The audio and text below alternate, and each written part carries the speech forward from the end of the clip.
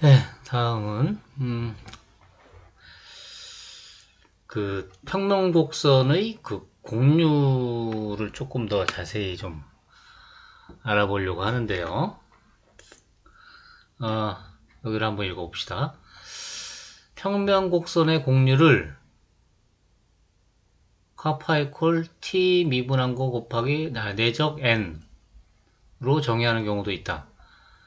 이게 저 지난번에 잠깐 얘기했던 건데, 공률이 원래 뭐였냐면 카파는 공률 벡터의 크기다 이렇게 얘기했죠. 그리고 또 어떤 관계가 있었냐면 n벡터를 정의를 어떻게 또 얘기했었냐면 공률 벡터를 그 공률 벡터 자기 자신의 크기로 나눈 것을 n벡터라 그런다. 단위 곡선 벡터. 따라서 이 식으로부터 공률 벡터는 카파 곱하기 n 이렇게 쓸 수 있죠. n벡터. 그래서 양변에 n을 내적하면 카파는 이런 식으로 얻을 수가 있는 거죠. 그런데 k 벡터는 이 공률 벡터는 또 어떻게도 쓸 수 있냐면 이 공률 벡터는 t를 미분한 거로 쓸 수 있잖아요. 그러니까 t 미분한 거는 카파 곱하기 n 이렇게 쓸 수 있고, 양변에 n을 내적하면 카파는 t 내적 n 이렇게 나오는 거죠. 그래서 정의를 앞에서 우리가 이 공률 벡터의 크기로 그 공률을 정의했었잖아요. 그런데 아예 이걸로 정의할 수도 있다 이거죠. 공률을 t 미분한 거를 n 벡터와 내적한 것으로 정의한다 이거죠.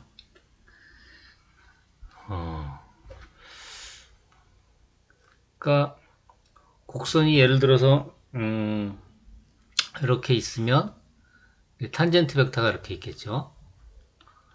그리고 n 벡터가 이렇게 있을 거예요. 그러면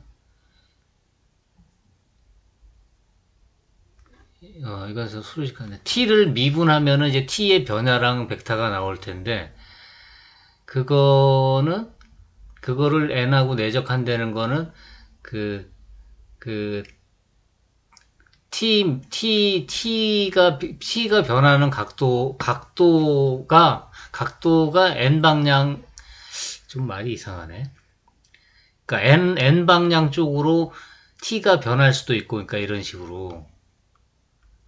그러니까 지금 이런 식으로 t가 여기서 요 t에서 요 t로 변하면은 각도가 이렇게 움직이잖아요. 그러니까 지금 이렇게 돼 있던 게 이렇게 되니까 각도가 이렇게 변한다고요.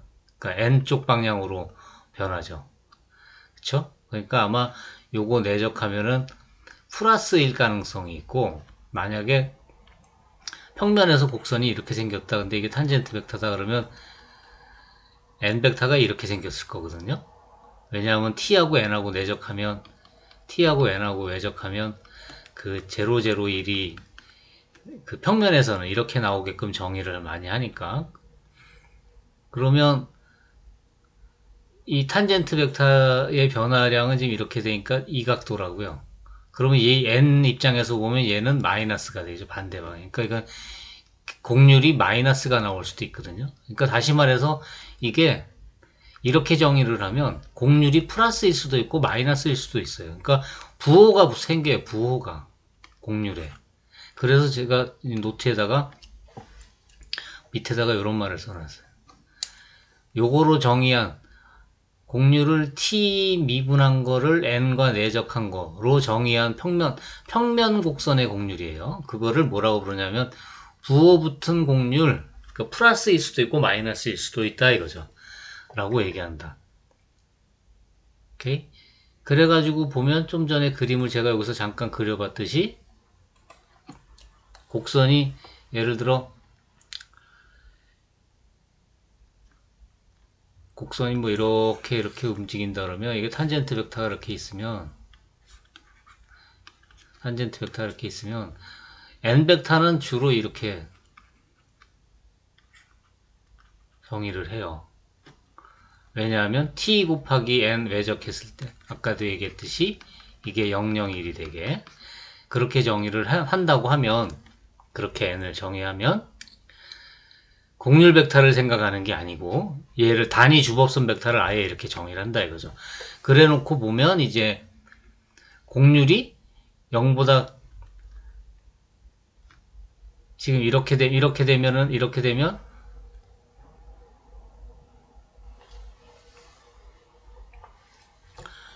곡률이 0보다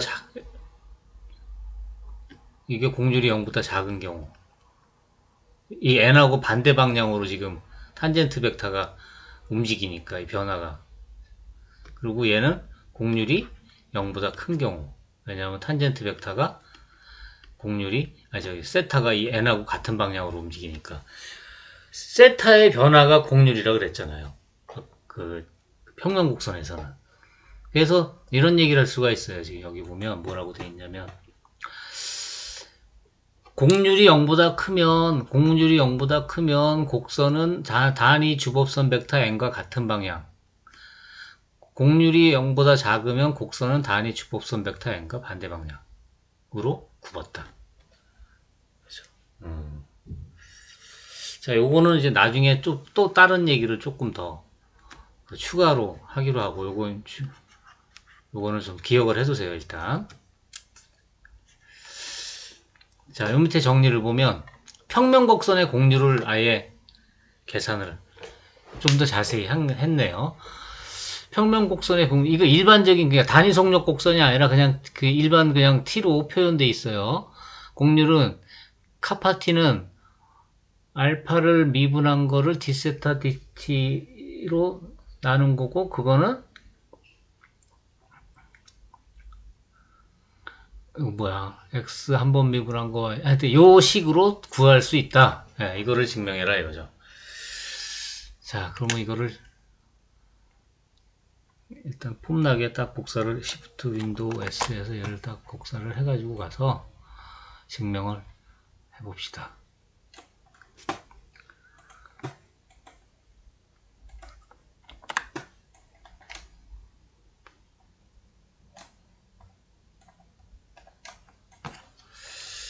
그러니까 평면 곡선의 곡률을 이제 특별히 계산을 이제 한 거죠.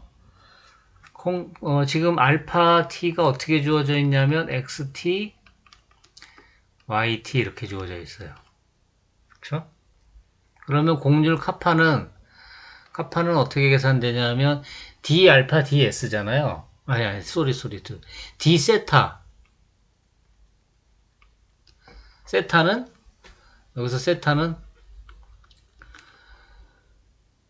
탄젠트 벡터 t와 0, 1, 0이 아니라 1, 0. 자꾸 0, 1이라고 써. 1, 0. 1, 0에서 t까지의 각.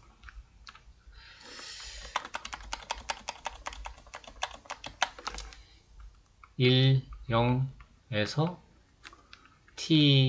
t까지의 사이각. 사이각. 1, 0. t. 요각이라 이거죠. 세타. 이렇게 돼요. d세타 ds. 그럼 이건 t로 나타내면 d세타 dt 그리고 dt ds 이렇게 되겠죠. 그렇죠? 그런데 얘는 다시 쓰면 d세타 dt의 나누기 좀 너무 거창하다. 나누기 ds dt.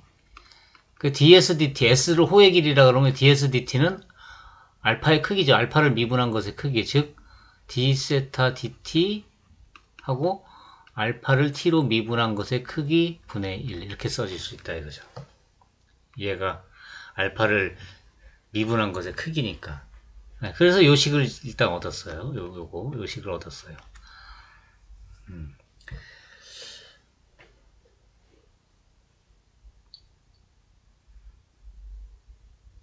그럼 이제 d세타 dt를 이제 구해야겠죠. d세타 dt. d 세타 dt를 구하려면 세타를 t로 미분한 거, 세타를 t로 미분한 걸 구해야 되잖아요. 그쵸? 그래서 세타를 t 요거 그러니까 여기서 이제 d 세타 dt를 구해야지 요걸 이제 맞아 계산할 수 있죠. 그래서 d 세타 dt를 이제 구하기로 합시다. 그렇게 하기 위해서 뭘 생각하냐면 탄젠트 벡터 t를 생각해 보세요. 탄젠트 벡터 t는 어떻게 됐냐면 알파 미분한 거를 알파 미분한 것의 크기로 나눠준 거죠. 그쵸? 그러면 얘를 알파 미분한 거는 x 프라임, y 프라임. 그 다음에 그거의 크기는 루트 x 프라임의 제곱 플러스 y 프라임의 제곱 이렇게 되겠죠. 크기니까.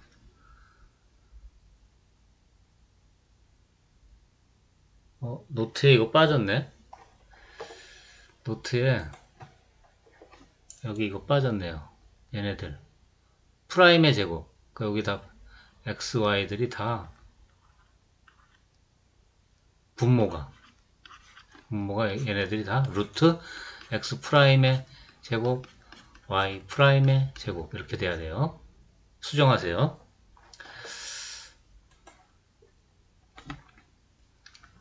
그러니까 노트 책대로라면 루트 x 프라임 제곱 y 프라임 제곱분의 x 프라임 y 프라임 나누기 루트 x 프라임 제곱 y 프라임 제곱 이렇게 된다 이거죠. 이게 지금 탄젠트 벡터예요. 탄젠트 벡터. 근데 이 탄젠트 벡터를 우리 어떻게 또 썼냐면 코사인 세타 이거를 또 코사인 세타 사인 세타 이렇게도 썼잖아요. 그러니까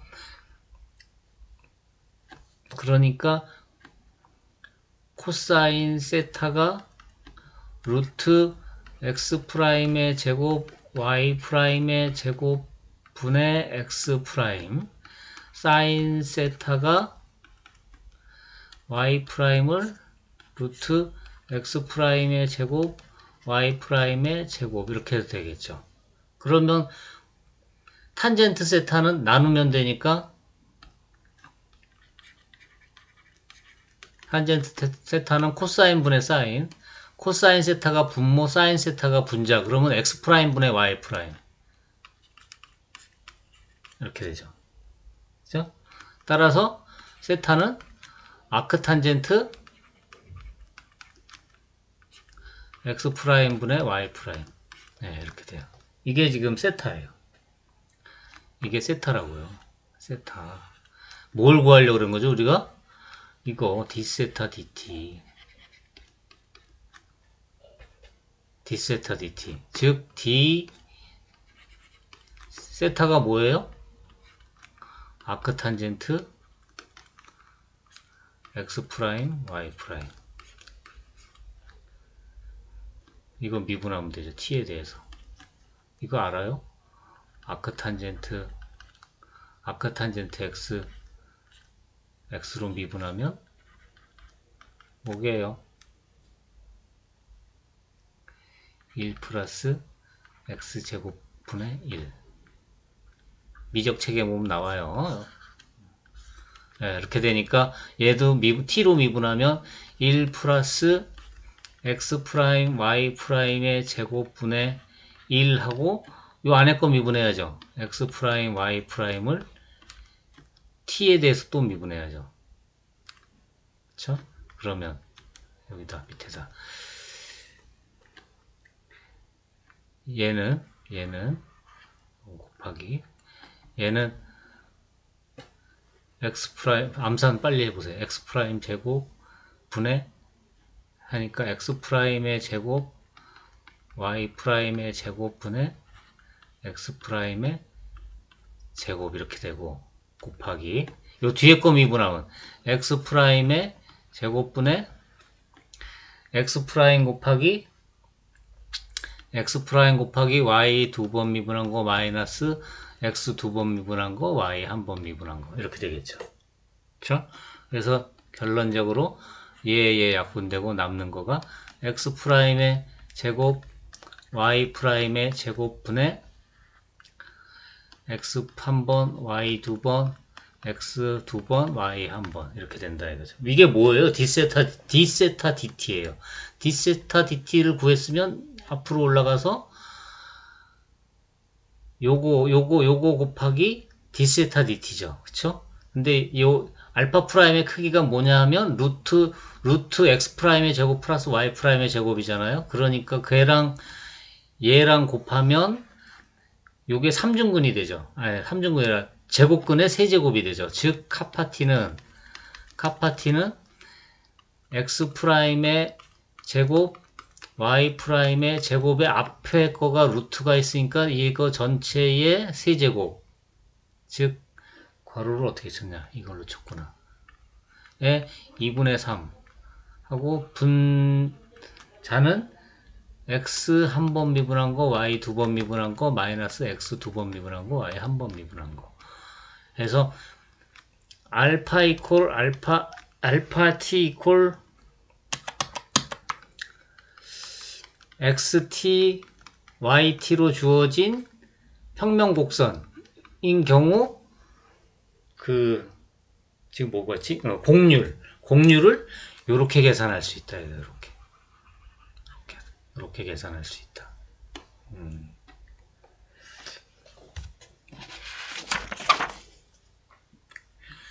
네, 요거 이제 뒤에 가서 또 써먹을 거예요, 나중에.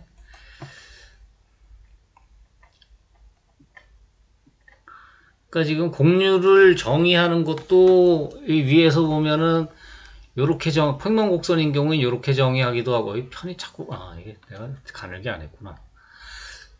이렇게 t 미분한 거를 n과 내적한 걸로 정의해서 부호가 붙게 만들고, 그러고 나서 또 평면 곡선인 경우 계산을 또 요렇게 하기도 하고, t로 나타냈을 때 그래요. 그러니까 공간 곡선일 때랑 좀 비교해서 같이 좀 이렇게 기억을 다 해두셔야겠어요. 그래서 보면 정의가 또 나오네요. 공률의 부호가 일정한, 그러니까 지금 공률이 이렇게 붙을 수 있다 그랬잖아요. 부호가 붙은 공률. 그래서 공률의 부호가 일정한 단순 패곡선을 뭐라고 부르냐면, 공률의 부호가 일정할 때, 공률의 부호가 항상 플러스든지 항상 마이너스든지 그렇게 일정한 경우 그걸 뭐라 그래요? 볼록 단순 패곡선이다 이렇게 얘기를 한다. 그러니까 공률이 항상 플러스면 공률이 항상 0보다 크면 어떻게 된다고요? 공률이 항상 0보다 크면 곡선은 단위 주복선 벡터와 같은 방향으로 굽었고, 그러니까 같은 방향? 단위 주복선 벡터가 예를 들어 이렇게 있다면 항상 이 방향이라 이거죠. 어느 점에서나 주법선 벡터가 이렇게 있으면.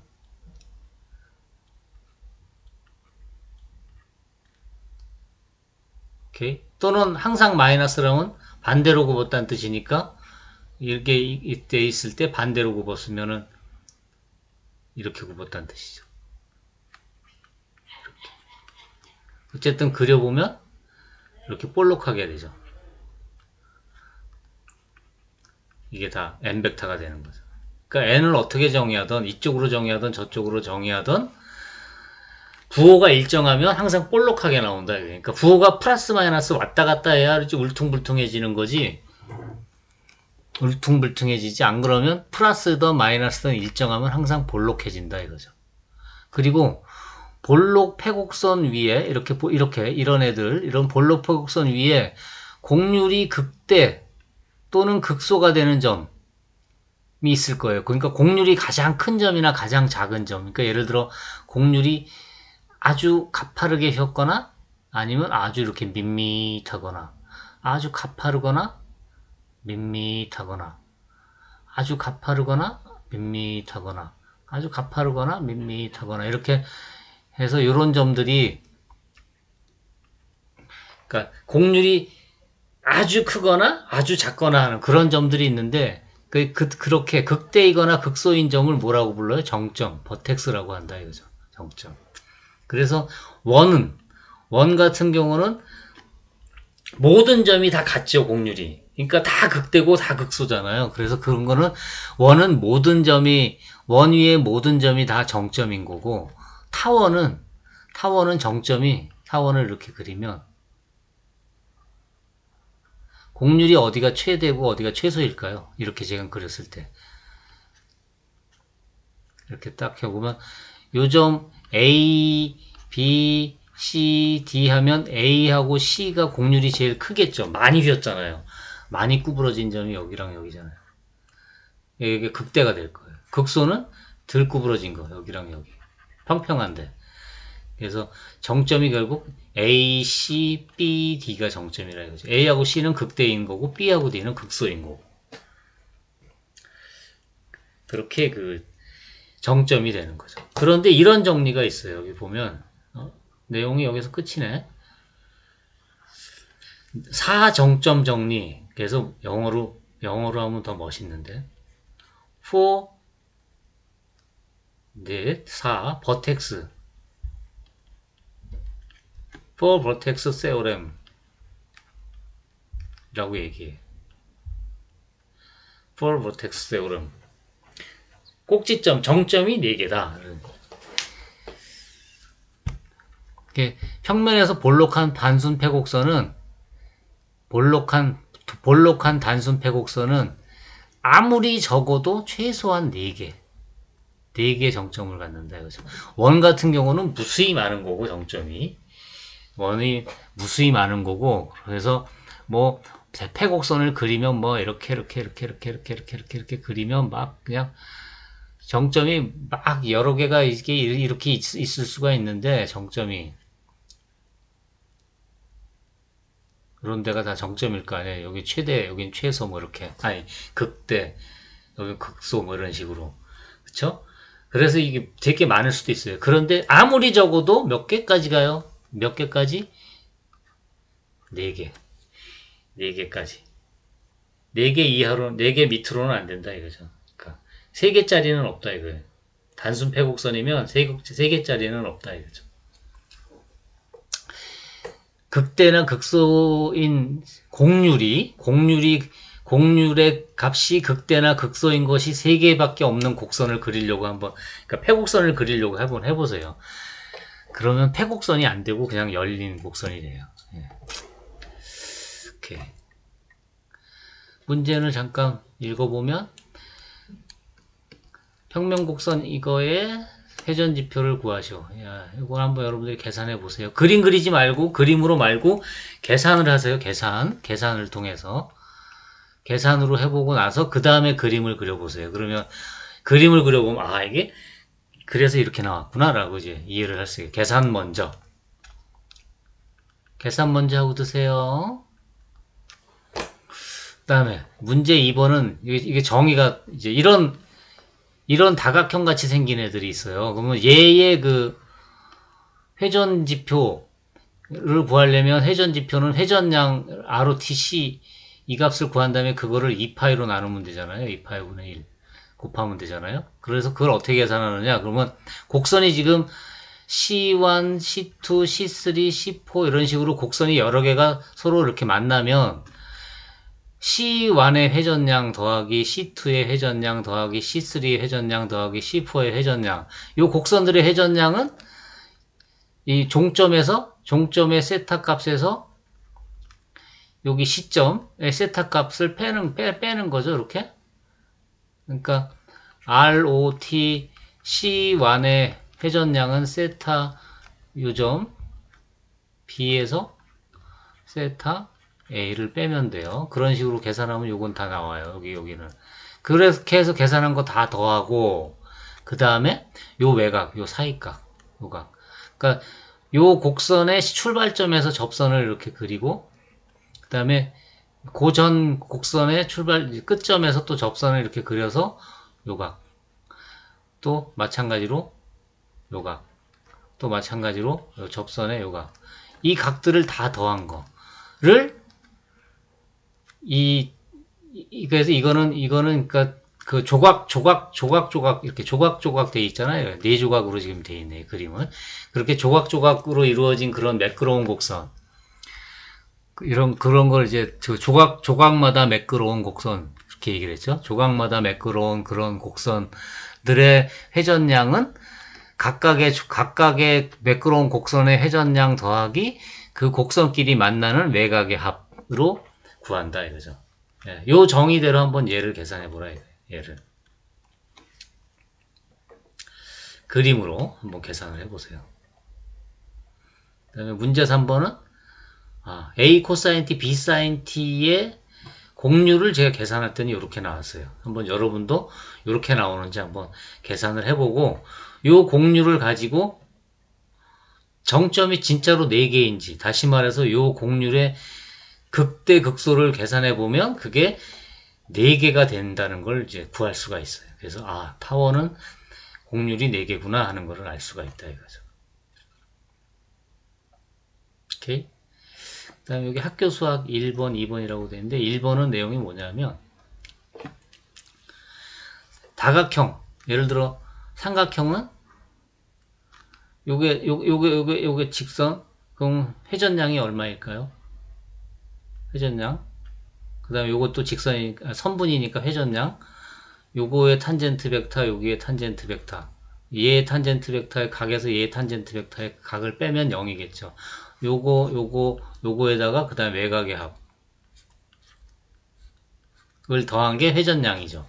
그쵸? 그거를 2파로 나누면 그게 바로 회전 지표가 될 거예요. 사각형도 마찬가지로 오각형도 마찬가지로 뭐 다 그렇게 계산할 수 있겠죠. 여러 다각형의 회전 지표를 구해보고 다각형은 결국 단순 패곡선이잖아요. 그래서 단순 패곡선인 다각형의 경우에 회전 지표 정리가 성립한다. 즉 이게 다 1이라는 것을 확인해 봐라 이거죠. 이게 왜 학교 수하고 관계가 있죠? 다각형의 외곽의 합은 얼마? 네, 2파의 360도. 그래서 관계가 있다는 걸 보는 거죠. 거꾸로 이번에 단순 패곡선의 경우 회전지표 정리가 성립한다. 그렇죠? 그러니까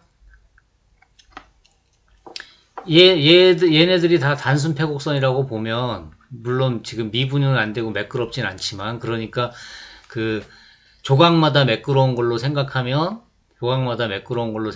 얘 회전지표가 1이야. 그러면 요거 얘네들의 회전량은 전부 얼마죠? 회전량은? 요 선분인 부분은 회전량이 0이니까 외곽의 합이잖아요. 외곽의 합. 그쵸? 그러면 외곽의 합 나누기 2파이분의 1 했더니 이게 얼마가 나와야 돼요? 회전지표 정리가 성립한다고 가정했으니까 그게 1이라 이거죠. 그래서 따라서 외곽의 합은 얼마? 2파이다 이렇게 얘기할 수 있다 이거죠. 다 풀어줬네. 그 다음에 학교 수학 2는 아까 평면곡선의 공률은 이렇게 된다고 계산했잖아요. 알파 t를 xt, yt로 주어지면 공률이 이렇게 계산된다. 그쵸? 예, 요거를 그대로 적용을 해서 y 이퀄 fx 꼴로 주어져 있을 때 y 이퀄 fx 이런 모양으로 주어져 있는 거는 이거를 매개 변수로 표현하면 이렇게 표현할 수 있죠. x가 t, y가 ft 이런 형태로. 예, 그래서 아까 좀 전에 했던 그 정리를 적용해가지고 공률을 계산하면 이렇게 나와요. 계산해 보세요. 보이시오. 네, 이렇게 나와요. 그런데 공률이 0보다 크면 곡선은 어떻게 된다 그랬죠? 공률이 0보다 크면